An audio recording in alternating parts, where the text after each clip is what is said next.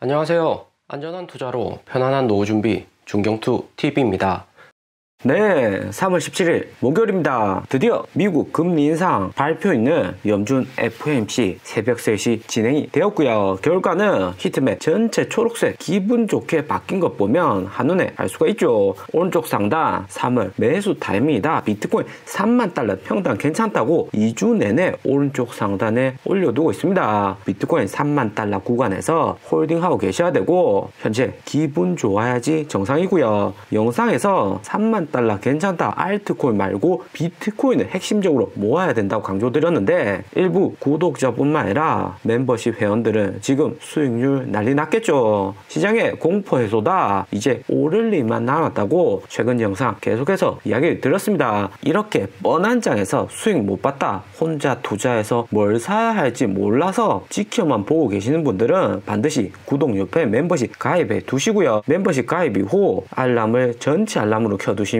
어떤 코인 매수해야 되고 앞으로 시장 방향을 어떻게 움직이는지 정확하게 공지를 드리니까 편안하게 중경투하고 함께 하시고요. 전체적인 시장 움직임만 알고 있으면 이번 같은 장은 너무나도 뻔하다 볼 수 있습니다. 작년 9월 헝다 파산 이슈 때도 그렇고 시장의 공포가 만연한 구간은 매수 타입니다 볼 수 있는 거고요. 비트코인 42,200달러 플러스 4%, 이더리움도 2,700달러 플러스 5% 올랐는데 새벽 시간 미국장에서 이렇게 초록불 진하게 나오고 나스닥 다우 상승하고 다음날 아시아 증시도 동시에 상승하면서 비트코인 추가 상승이 가능합니다. 비트코인 최근 3만 달러, 4만 달러 구간 두 달간 행보했었는데 시장에 앞으로 나올 수 있는 악재는 그렇게 많지가 않고요. 다음 연준 FOMC는 5월 5일 어린이날 있습니다. 다음 연준 FOMC까지 45일 이상이나 남았고 45일 동안 시장에 악재가 선반영되고 코인이나 주식 가격 조정을 받기 때문에 충분히 비트코인 포함 알트코인도 더욱 크게 상승을 할 수가 있습니다. 금리 인상 연준이 비록 했긴 했지만 이미 시장이 예측한 수치였고 FOMC 이후 파월 의장 인터뷰에서 시장이 부러질 만한 강한 긴축적인 발언은 없었습니다. 러시아 침공, 중국 봉쇄 등 러시아, 중국으로 인해서 미국 주시장 나스닥 영향을 크게 받았기 때문에 여기서 자본시장에 더 큰 충격 주기는 싫다 보는 거고요. 시장에 어느 정도 여지를 남겨둔 거고 이제는 시장의 악재 해소로 인해서 비트코인 포함 알트코인도 긍정적으로 움직일 가능성이 생겼습니다. 먼저 시장에 나오는 공포를 다시 한번 정리하면 이미 이 공포는 일주일 전 영상에서 이야기를 드렸고요. 3월 이후 공포가 없다. 3월이 가장 좋은 저가 매수할 수 있는 기회다. 이야기를 몇 번이고 드렸습니다. 왜 하락하는지 이유를 정확하게 알아야지 언제 올 수가 있다고 이야기 드는 건데 공포가 5개인데 4개가 해결되고 마지막 우크라이나 러시아 정상회담 가능성은 진행 중입니다. 첫 번째 공포 EU의 채우금 비트코인 부결돼서 해결이 되었고 3월 16일 러시아 디폴트 선언 가능성에서 디폴트 선언은 안 했지만 미국 금융사들에게 달러가 아닌 르브라로 이자를 지급한다고 이야기를 하면서 논란은 되었고요. 하지만 러시아가 아예 이자를 지급 안 한다는 것이 아니라 스위프트 제재로 인해서 르브라로 지급한다는 거기 때문에 완전한 디폴트 선언이다 볼 수는 없고요. 그리고 러시아 침공 점차 마지막으로 다가가면서 러시아 르브라 가치가 다시 반등을 하고 있습니다. 그 다음 세 번째 3월 17일 금리 인상 파월 의장 연설로 0.25% 시장 예측대로 금리 인상이고 파월 의장 새로운 발언은 없었고요. 여전히 시장의 상황을 보면서 추가적인 금리 인상이나 양적 긴축 한다고 이야기를 했습니다. 그리고 추가 공포 5번째 중국 심천 코로나 봉쇄로 애플 중국 생산이 차질이 있을 거다 이야기를 했는데 부분적으로 공장을 가동한다고 애플이 발표를 하면서 애플 주가 상승하고 전체적인 미국 주식도 긍정적으로 움직인다 볼 수가 있습니다. 시장의 5개의 공포 중에서 4개가 해결이 되었고 그리고 마지막 우크라이나 러시아 정상회담은 이미 러시아 침공 한 달 이상 이어졌기 때문에 시장은 이미 선반영하고 있다 볼 수가 있고요. 그리고 3월 17일 연준 FOMC 발표가 되었습니다. 금리 인상 0.25% 0.1%, 25bp 예상대로 발표를 했고 연준 위원들은 여기 점도표에서 보시듯이 올해 2022년 금리를 7번 올릴 것이다 이야기를 했습니다. 하지만 파월 의장 시장 상황을 고려해서 반드시 7번 하는 것이 아니라 인플레이션율, 미국 실업률 지표, 미국 소비자 심리 지표 등 다양한 지표를 근거로 해서 금리 인상한다고 했고요. 그리고 양적 긴축에 대해서도 올해 재논의 후 발표한다고 했습니다. 이번에 시장의 가장 큰 이슈는 금리 인상 0.25%인가 0.5%인가도 있겠지만 무엇보다 파월 의장 양적 긴축 발표를 하는 것인가 가장 주요했습니다. 파월 의장 양적 긴축 시장 상황에 따라서 천천히 하겠다 이야기는 했지만 양적 긴축 리스크 여전히 시장에 남아있기 때문에 비트코인하고 알트코인 단기 반등은 왔다지만 이후 횡보하고 하락할 가능성이 존재를 하고요. 2018년 3월 23일의 경우 이번과 같이 금리 인상 FOMC 있는 시점에서 반등이 왔습니다. 하지만 반등 이후 횡보를 3일 정도 하다가 다시 시장은 하락을 했고요. 시장이 다시 하락한 이유는 코인이 나스닥 따라서 상승은 했지만 여전히 위험 자산으로 분류되기 때문에 변동성이 크고 금리 인상은 반대로 시장의 유동성 축소로 인해서 코인 가치 간접적으로 하락시키는 요인이 될 수가 있습니다. 그렇기 때문에 현재로서는 절대로 무리한 투자 따라서 투자하지 마시고 이전 비트코인 3만 달러 때 매수를 하셨다면 비트코인 4만 달러 부근에서 조금씩 현금화를 해두시고 추가적인 저점을 찾는 게 매우 중요하다 볼 수 있습니다. 여기 차트에서 보면 2018년 3월 20일 금리 인상 이후 살짝 반등했고 그 다음 다시 하락을 했는데 이번에는 우크라이나 러시아 전쟁이라는 새로운 변수가 있어서 저점에서 러시아 부자들 비트코인 계속 매수를 했습니다. 반드시 2018년 3월과 같을 수는 없지만 전체적인 자본들이 추가적인 진입보다는 다시 저점으로 갈 가능성 반드시 염두에 두셔야 되고요. 그런데 여기서 가장 중요한 것은 다음 저점에서 횡보하는 구간은 무조건 현금 100% 투입을 해서 전량 매수해야 되는 구간이 나올 듯 합니다. 그리고 우리 리플